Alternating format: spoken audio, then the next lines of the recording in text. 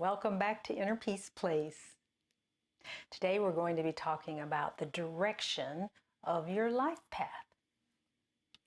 What we're trying to do with all of this work is say, okay, so I have a life. How do I create one that is the most comfortable for me, most joyful? And to do that, we need to use guidance, in the moment guidance that we have access to, and blend it with the habits that we already have into a comfortable existence. So, one of the things we want to do is say, I have a direction in my life. My life has a direction. But I need to understand what direction it's going on to. You know, where am I? Where am I going with all this? And the easiest way to do it is to focus on the now, the isness of this moment, and feel how you are in this moment, where you are doing what you're doing, rather than thinking about something in the past or going forward. Just feel what's going on with you and your body. You know, are you feeling comfort in the surroundings where you are?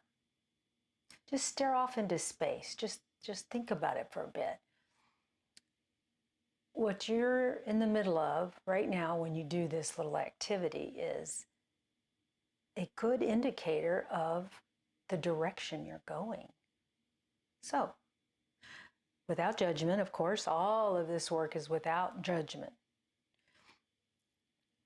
Sit, stare off into the distance or close your eyes and take a deep breath and relax. Expand your beingness, your isness, whatever you want to call it. And feel what you've created around you for this moment. Are you in a state of joy? Are you happy? Are you stressed? Conflicted? All of these things will give you an idea of how you in the past have gotten your direction. We've talked about life paths before, but what I'm going to do with the next few videos is look at direction of the path. So which way is your nose pointed, your toes pointed, you know, does everything line up? When you're sitting with the feelings that you have about your day or this moment, sit and think about whether or not that's a pattern for you, whatever the feelings are. It could be joyful, yay. It could be fulfilled, you feel fulfilled, good. Or do you feel empty or off kilter a little bit? Again, that's your direction, the way that you're headed. If you think back further, you may say, well, you know, I think I do this a lot. I feel like this a lot. So that's a pattern, and a pattern is good. So when you are sitting and you're observing or just trying to feel what's going on with your life, and you see a pattern, now get out a paper and pencil. And I really like people to use pencil instead of pen. Pen just seems so formal, so permanent. Pencil with an eraser, that way you can do what you want. So the ego might be demanding a piece of the action in your life. And by sitting down and writing things out, the patterns that you're seeing, the stress, the conflict, the joy, the uplifting energies, look for patterns. When you see a pattern, you can then write that down, but then write down your typical reactive behavior to that situation. And you may need to do this for many different line items, and just not one. Because many times we have different behaviors after we have done something or been in the influence of something or under the influence of someone. We may act differently at different times, but write it down. You want to just become aware of what's going on in your life. Again, this is your life, and you're choosing a direction of your life path. And you really cannot do that well if you don't know where you've been and where you are. You can't go forward, at least not in a joyful way. So look at the way you feel as you're writing these things down. Does this line item that you wrote down, this is how you acted after this occurred, this next situation, and just in the things that have been happening around you lately. You may find that some of your actions did bring you joy. Some of your choices that you made when this X occurred in your life did bring you joy. So you could actually bold those or highlight those or something like that. You're looking to find the most or the least cause for reactive behaviors that are from the downward spiral flow. Stress, chaos in your life, frustration, all of these things can be balanced out. So let's choose to look at this situation that's occurring, in the recent. We don't want to go back too far. In the moment, feelings about certain things that you may have done just recently, and say, how could I have created more peace in my life? It's all about you.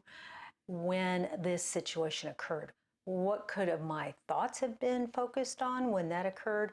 What could my mouth have said when this occurred? So how can I find the least stressful response when this occurs in my life? You can't be successful in creating a peace-filled life without knowing the direction you're headed. And you can't be successful if you're passive about what's going on around you. Life isn't there without influence. We want you to be an active participant in directing your own play, setting the direction of your life, which includes thought energy, of course. Life doesn't just happen to you. You happen to life. And so by understanding now how you're feeling, it gives you a better idea of what direction you're already going. Because you can't change it if you don't really know what's going on. Or you may want to influence it because it's going in a really nice direction.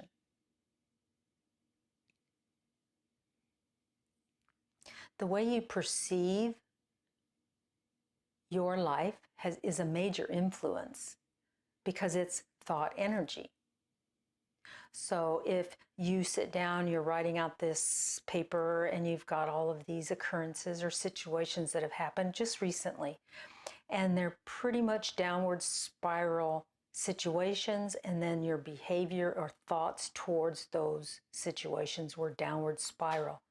It's just an opportunity because now you're saying, I am going to be an active participant in the direction of my life.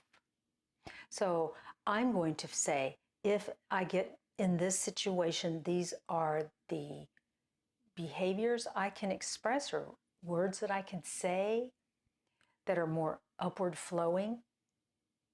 You have to rehearse this stuff because the habit is ingrained in your brain. And our brain is malleable and trainable, no matter how old you are. So find words, thoughts, actions that support a direction that you want in your life. For example, people might be thinking of the direction that they want, maybe through schooling or education. And they get all excited and they're going to school, and then it gets a little difficult. Maybe they don't like the teacher, or they don't like the class content, or whatever it is, but suddenly they're not excited about it. So the direction of their life is at a pivotal point. They can choose to fight to obtain their direction of their life path. They can choose to shift it slightly, to maintain it, even maybe not go to school, but choose another direction as opposed to passively just saying, well, school didn't work for me. I'll do something else. See, that's different than saying, oh, school didn't work for me. I'm going to choose this now. Big difference. I'm still in command. I'm still influencing the direction of my life. But until you sit down and know where you are now, it's really difficult to shift it in an upward flowing direction because you don't know what's going on. So take the time, write down what's going on in your life, and then look at it without judgment and see if you can nudge it in a direction that does bring you joy. We'll talk about goals next time, but right now we're looking at the overall direction and how you can influence it. Love and light to you and your direction, and I'll see you in the next video. Bye-bye.